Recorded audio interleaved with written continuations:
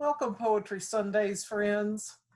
This is Jo Angela Edwins, and I'm here to share another poem with you for Poetry Sundays.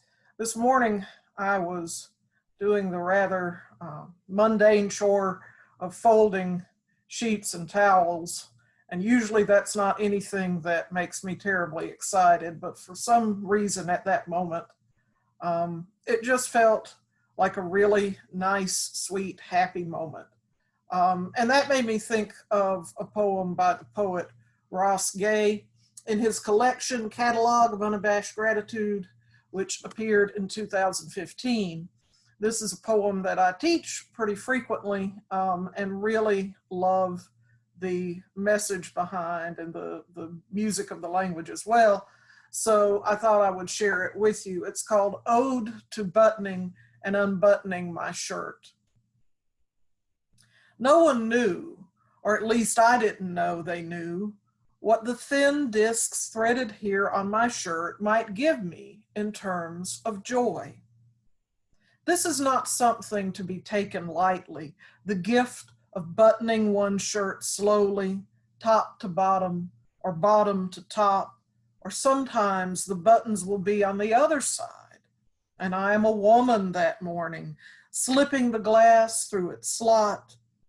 I tread differently that day, or some of it anyway. My conversations are different, and the car bomb slicing the air and the people in it for a quarter mile, and the honeybee's legs furred with pollen mean another thing to me than on the other days, which too have been drizzled in this simplest of joys, in this world of spaceships and subatomic this and that, 2, maybe 3 times a day.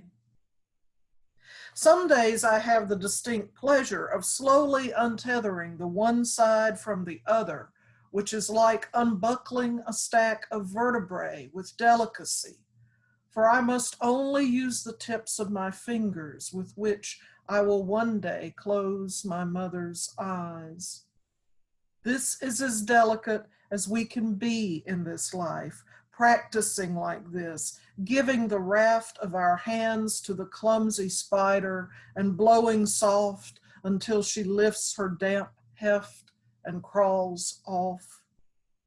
We practice like this, pushing the seed into the earth like this. First in the morning, then at night, we practice sliding the bones home. Thanks for joining us, and join us again next week for another installment of Poetry Sundays.